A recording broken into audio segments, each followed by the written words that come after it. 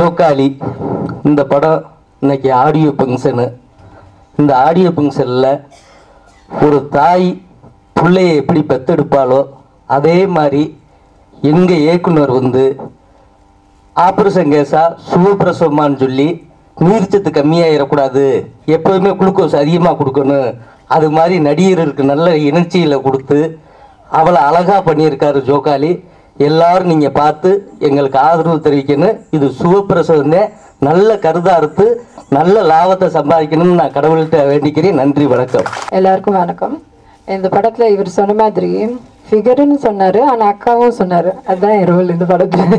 So பேசிக்காக இங்கே வந்திருக்கிற எல்லா விஐபிஸ்க்கும் இந்த சின்ன படம் ஸ்டார்ட் பண்ணால் கூட எல்லோரும் வந்து இங்கே என்கரேஜ் பண்ணதுக்கு ரொம்ப நன்றி. இங்கே இருக்கிற எல்லாருக்கும் ரொம்ப நன்றி.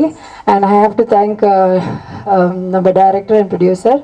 ஒரு டிஃப்ரெண்டான ஒரு ரோல் கொடுத்துருக்காங்க.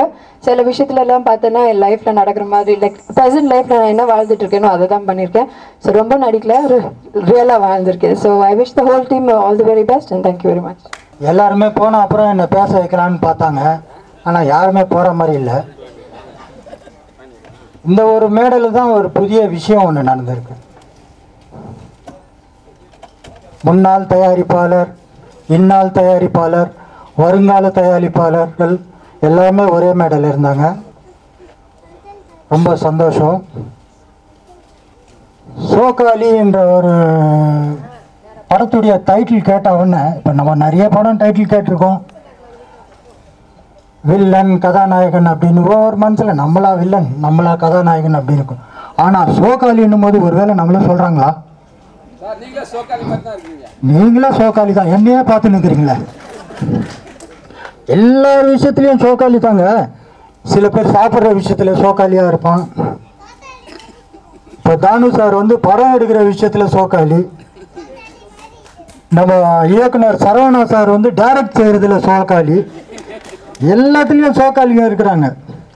நான் நடிக்கும்போது சோனா மேடம் காமிச்சு சொன்னாங்க, சார் உங்கள் கேரக்டர் என்ன தெரியுமா சார், நல்லா நடிக்கணும் சார் இதில் என்னார் டேரக்டர். சரி சார், சோனாவை பார்த்து நீங்கள் சொல்லுவீங்க, நான் நடிக்க மாட்டேன் சார்ன்ட்டு. அது ஆட்டோமேட்டிக்காக வரும். எவ்வாறு எத்தனை பேருக்கு வருதுன்னு இங்கே தெரியல. அது நடிக்க வேண்டிய அவசியமே இல்லை, ஆட்டோமேட்டிக்காக வரும். அதே ஃபுல் படமும் அப்படியே தான் போயிட்டுருக்கு. ஸோ இந்த பாடல்கள்லாம் பார்க்கும்போது அந்த இசையமைப்பாளரை பற்றி சொல்லியே ஆகணும். S A Rajkumar sir. ஒரு காலத்தில் வந்து எஸ் ஏ ராஜ்குமார் உடைய இசையினால் அந்த படம் ஓடிடும் பாடலுக்காகவே.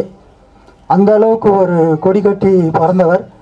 ஒருவேளை இந்த சோக்காலி படம் மூலிமா மறுபடியும் ரீஎன்ட்ரி வராருன்னு நினைக்கிறேன். கண்டிப்பாக அடுத்த அவருடைய இசையோடு நிறைய படங்களை நம்ம பார்க்க போகிறோம்.